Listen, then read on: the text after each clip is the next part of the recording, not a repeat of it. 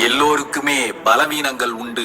உன்னுடைய பலவீனம் எது என்பதை முதலில் கண்டுபிடி. நீ அடைகின்ற தோல்விகளுக்கு யார் யாரையோ காரணம் சொல்லிக் கொண்டிருக்கிறாய். உண்மையில் உன் தோல்விகளுக்கு உன் பலவீனம் மட்டும்தான் காரணம். உன் பலவீனத்தை தவிர்த்து உன் பலத்தை உயர்த்து.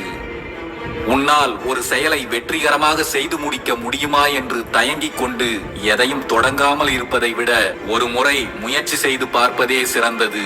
உன்னால் ஒன்றை வெற்றிகரமாக செய்து முடிக்க முடியாமல் போனாலும் பரவாயில்லை, ஆனால் அதை முயற்சி செய்து பார்க்காமல் மட்டும் தயங்கி நின்று விடாதே. பயத்தை எதிர்த்து புதியவற்றை தொடங்கு. புதிய ஒன்றை தொடங்கினால் இருப்பவைகளில் எதையாவது இழக்க வேண்டிய நிலை வந்துவிடுமோ என்ற பயம்தான் உன்னை எதையும் தொடங்க விடாமல் தடுத்து கொண்டிருக்கிறது. உனது பாதையில் உன்னை முன்னேற விடாமல் தடுப்பவைகளை நீ தகர்க்காமல் விட்டால் நீ வெற்றி அடைவதை நீயே தடுத்து கொண்டிருக்கிறாய் என்றுதான் அர்த்தம். எந்த ஒரு செயலையும் தொடங்கும் போது ஆரம்பமே இவ்வளவு கடினமாக இருக்கிறதே என்று அலுத்துக் கொள்ளாதீர்கள். அனைத்திலும் ஆரம்பம் கொஞ்சம் கடினமாகத்தான் இருக்கும். விட்டு விடாதீர்கள். அனைத்தையும் உங்களால் கற்றுக்கொள்ள முடியும். எதையும் எதிர்கொள்ளும் துணிவு மட்டும் உங்களிடம் இருந்தால் போதும். எப்படிப்பட்ட கடினமான சவால்களையும் எளிதாக எதிர்கொள்ள முடியும்.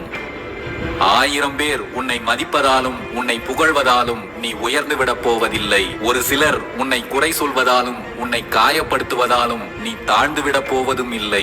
எந்த சூழலிலும் நீ நீயாகவே இருக்க பழகிக்கொள்.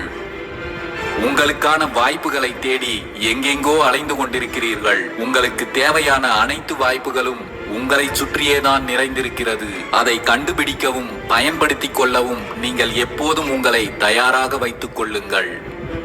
வாழ்க்கை ஒரு பயணம். நடப்பவை நல்லதோ கெட்டதோ நகர்ந்து கொண்டே இருங்கள். இன்பம் வந்தால் ரசித்துக் கொண்டு செல்லுங்கள். துன்பம் வந்தால் சகித்துக் கொண்டு செல்லுங்கள். எதற்காகவும் ஒரே இடத்தில் தேங்கி நின்று விடாதீர்கள்.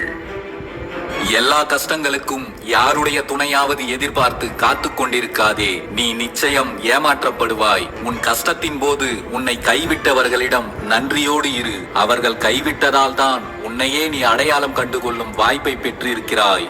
எப்போதும் வலிமையோடு இருக்க பழகிக்கொள். அப்போதுதான் எந்த சூழ்நிலைகளையும் எதிர்த்து தனியாக போராடும் துணிவை பெறுவாய்.